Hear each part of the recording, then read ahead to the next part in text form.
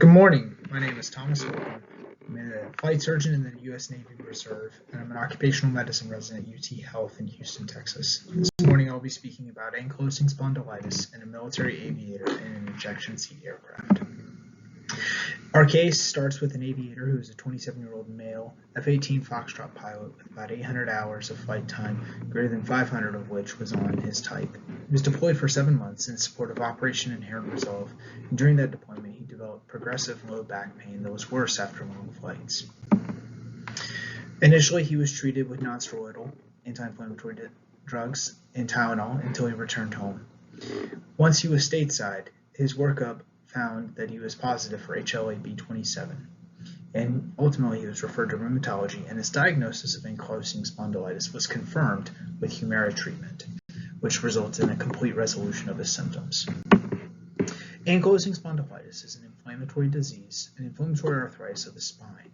Some common features include that it starts before age 40, it has an insidious onset that improves with exercise but does not improve with rest, and it is also associated with pain at night. It is furthermore associated with other autoimmune inflammatory diseases. In the course of workup, some labs you would obtain will be an ESR and CRP, as well as an HLA-B27. Plain films and MRI can reveal some of the severity of the disease in imaging, and your differential diagnosis includes mechanical low back pain, fibromyalgia, and vertebral compression fractures, amongst others.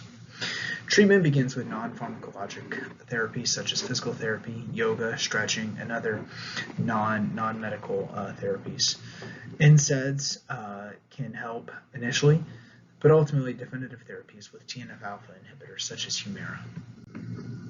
In the military setting, ankylosing spondylitis has previously been described in one case report in Iran with respect to aviation.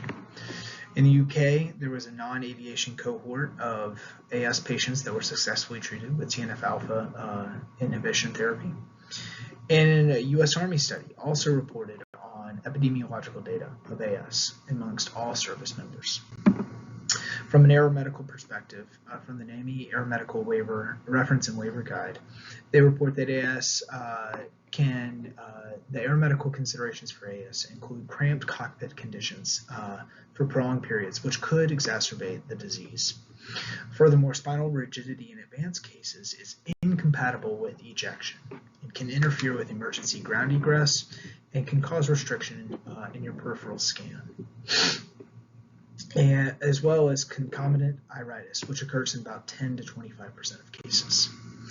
In Ernstein's Aviation and Space Medicine, they also note that the spine stiffness, and as the spine stiffness progresses, there is an increasing effect on the pilot's ability to maintain an adequate lookout. Indeed, they pointed to a mishap report from 2009 in the UK that directly implicated ankylosing spondylitis as the cause of the mishap. It involved a glider which collided with a small aircraft that had an instructor and a student. The instructor had AS and was unable to see the glider in time and ultimately collided, ultimately resulting in both and all aviators perishing. And furthermore, it's in the opinion of these authors that pilots with AS should not be in injector seat aircraft due to the exposure to the axial spine. But in the Navy, where there's a will, there's a waiver. So ankylosing spondylitis is CD and MPQ. But however, this was a high-performing pilot. He was selected as an instructor at Top Gun. And so we put in for a waiver. During the course of this, he was also found to have LTBI and successfully treated with rifampin for 6 months. This was also needing a waiver. His waiver was granted, but initially it was stated that he would be non-deployable. Due to administrative requirements at that time, non-deployable members were to be separated in 12 months without becoming deployable again. So we submitted for a new waiver for deployments, and ultimately this was granted. His waiver was granted for short deployments of less than 6 months on a large deck ship with robust medical department and laboratory capabilities, as you see below on a carrier. No OCONUS builds, no humanitarian assignments, and 6-month rheumatology follow-up. In conclusion, this pilot had complete resolution of his pain with Humira. He ultimately completed instructor training at Top Gun Fallon and flew greater than 600 sorties during that time without any issues. After his Top Gun assignment, he completed a training officer tour at an operational squadron, and now he was selected as department head at an operational squadron on the East Coast. So this is ultimately a NAMI success story in maintaining a pilot with a serious medical condition in a flying status.